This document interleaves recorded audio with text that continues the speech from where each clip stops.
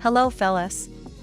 Welcome back to Top 5 Choices. This is Haley from Top 5 Choices, and I hope you all are doing good. In today's video, I am going to do a detailed review and pick the top 5 best UltraBooks, 2022. After doing proper researches, we came to the conclusion that meets the best in terms of overall. Kindly leave a like if you find this helpful, and I'd appreciate if you subscribe to my channel and turn on post notifications if you haven't. We will be also providing affiliates link to purchase from Amazon.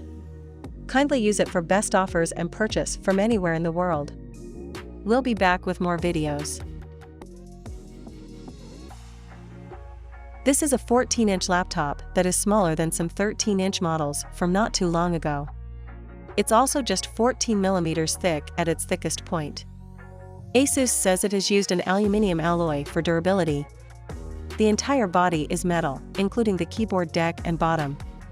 This model is available in a pine gray finish, which Asus describes as calm and wise, and I like the fact that there are no blingy gold accents this time. The body actually looks somewhat blue-gray under bright light. There's an off-center Asus logo on the lid, with the trademark Zen series concentric circle design radiating out from it. The brushed metal effect is very subtle, and you might not even notice it at first. Overall, this is a smart, professional-looking laptop that you can carry with you anywhere. The equivalent 13-inch ZenBook UX325 model is available only in lilac mist, which is a little less neutral. The left and right screen borders are 2.9 millimeters thin, but there's enough room above the screen for a webcam where it needs to be. That's important, since face recognition is another one of this laptop's selling points. At least modernity and practicality have been balanced here. The screen itself is non-glossy, which is great for productivity. These CPUs are Intel's 10th Gen Ice Lake 10nm models, which have a few modern features such as AI-based acceleration for certain kinds of workloads. They're also supposed to run efficiently in slim laptops, without generating much heat or chugging too much power. Asus has used soldered, non-upgradable LPDDR4X RAM, but both variants have a modular 512GB M.2 PCIe SSD. The Full HD 1920x 1080 pixel has a 300 nits maximum brightness, which is good enough for productivity and entertainment. Asus advertises some other premium models with color-calibrated screens and advanced gamut coverage, but not for the ZenBook UX425J8i. In terms of connectivity, there's an HDMI 2.0 video output and two Thunderbolt 3 Type-C ports on the left.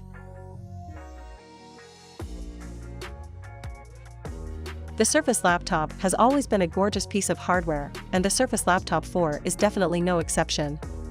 The model we got in for review is the 13.5-inch Surface Laptop 4, and it is one of the most lightweight and thin laptops we've ever used that doesn't totally suck to type on.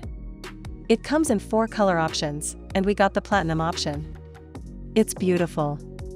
The lid of the Platinum Surface Laptop 4 is, well, platinum colored, with the only marking being a chrome Microsoft logo square in the middle of the laptop. The bottom of the laptop looks similar, but the keyboard tray has a slightly darker color. The laptop is just 0.57 inches thick and weighs just 2.79 pounds, 1.3 kilograms, which makes it a breeze to carry around in your bag while commuting around. But even with the Surface Laptop 4 being so thin, it still feels incredibly robust. The lid is made of aluminum and has absolutely no flex to it. And, unlike a lot of other touchscreen laptops out there, when you poke at the display, the hinge is so solid that you don't have to readjust your screen afterwards or brace it with your other hand. This in and of itself makes using the touchscreen way more convenient and makes it feel like less of a gimmick, something other laptop manufacturers can definitely learn from. The Surface Laptop 4 we reviewed here is equipped with an Intel Core i7-1185G7 and 16GB of RAM, which means it has no problem with anything we threw at it. Even when we loaded this laptop up with literally dozens of Chrome tabs, while listening to music through YouTube and chatting on both Slack and Discord, the Surface Laptop 4 doesn't show any sign of slowing down. That's something that most laptops these days should be able to do, but what makes the Surface Laptop 4 so impressive is that it is able to do all of that without slowdown while we are on battery power. We're able to just chill on our couch while working, without worrying about either the laptop locking up or tripping our roommates with the power cable. And, when plugged in, the laptops speak for the performance of this laptop. In Cinebench R23, the Surface Laptop 4 was able to get a solid 4,998 points, which is about what we would expect out of this processor. The ThinkPad X1 Carbon, Gen 9, has the classic raven black, rectangular ThinkPad aesthetic we've come to expect from Lenovo over the years.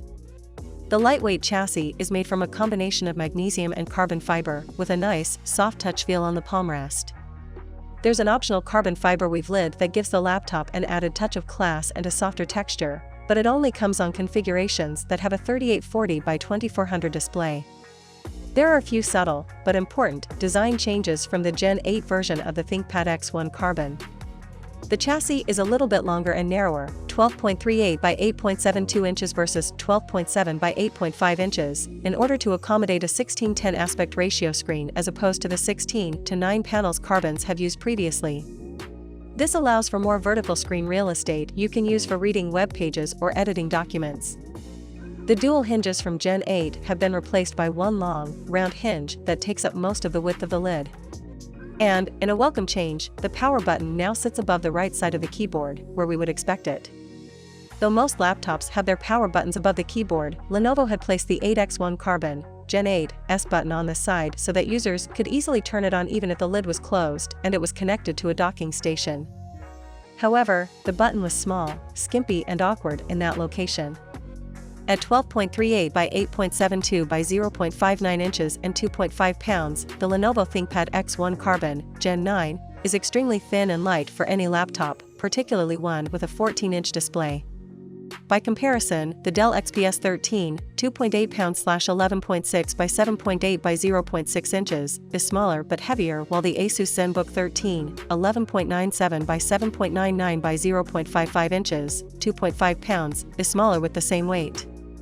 The ThinkPad X1 Nano, 2 pounds/12.7 by 8.5 by 0.6 inches, is much more portable but, like Dell and Asus offerings, has only a 13-inch display. Not surprisingly, the ThinkPad X1 Yoga, Gen 6, which is the 2-in-1 version of the Carbon, is heavier and larger at 3 pounds/12.3 by 8.8 by 0.6 inches in order to accommodate its convertible mechanism. Where many UltraBooks only make room for USB Type-C/Thunderbolt ports, the ThinkPad X1 Carbon, Gen 9, manages to pack in all the major ports most people need.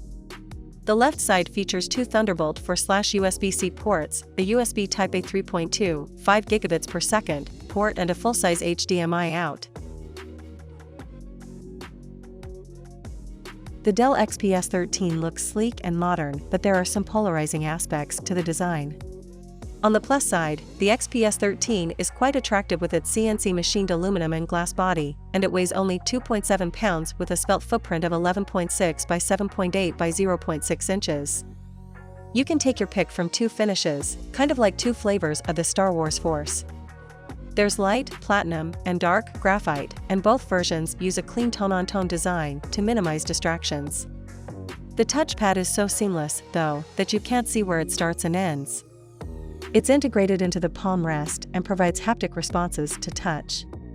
This setup worked well during our brief hands-on time, but it may take some getting used to. The bigger adjustment for most will likely be the new capacitive touch function row, which lets you toggle between function and media keys. Given that Apple ditched the touch bar for its MacBook Pro, it's a bit of a surprise to see another laptop maker embrace something similar. But the good news is that the keys never change their position based on what you're doing, they're always the same. Touch typists should enjoy using the Dell XPS 13 Plus. It features a zero-lattice keyboard with larger keycaps, and Dell says there's a deeper dish, 0.3mm, supporting the layout. During my hands-on time, I didn't mind the lack of space between the keys, and typing was fairly comfortable overall with a good amount of travel. I wish the down and up arrows were larger, but generally speaking, the XPS 13 Plus typing experience is satisfying. The Dell XPS 13 Plus continues to feature a 4-sided Infinity Edge 13.4-inch display, but this time around Dell says that it reduced the number of layers to improve clarity and reduce weight. In person, the Dell XPS Premium's OLED display looked bright and vibrant, but there's a wide range of options. It starts with the FHD Plus 1920 by 1200 panel with 500 nits of brightness, and there's a touchscreen version of the same display. The HP Spectre line is second to none when it comes to design, and this latest model is no exception. Like its 13-inch predecessor, the Spectre X360 14 is made of CNC machined aluminum. Also, like its siblings, you can get the 14 in Nightfall Black, Poseidon Blue, or Natural Silver. Take a look at some pictures before selecting your color because they each have pretty different vibes. The Nightfall Black option has a sophisticated, svelte aesthetic that looks tailor-made for a boardroom. Poseidon Blue is friendlier and probably the one I'd go for myself. The accents, though, are what make the Spectre stand out from the legions of other black laptops out there. Lustrous trim borders the lid, the touchpad, and the deck. The hinges share its color, as does the HP logo on its lid. It's bold without being obnoxious. The two rear corners are diamond-shaped, and one of them houses a Thunderbolt 4 port on its flat edge.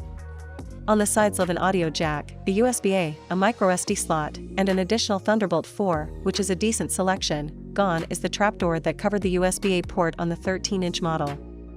And the edges are all beveled, making the notebook appear thinner than it actually is. It's 0.67 inches thick. Careful craftsmanship is evident here. I'm not exaggerating when I say this Spectre feels like artwork. And, as the X360 moniker implies, the Spectre is a 2-in-1. At 2.95 pounds, it's a bit heavy to use as a tablet for long periods, but it's smooth and easy to fold and the hinges are quite sturdy. Unlike with many convertibles, there's barely any wobble when you use the touchscreen. The display is also stylus compatible. The Spectre ships with HP's MPP 2.0 pen, which attaches magnetically to the side of the chassis. Despite its design similarities, this Spectre looks noticeably different from its ancestors, and that's because of the screen.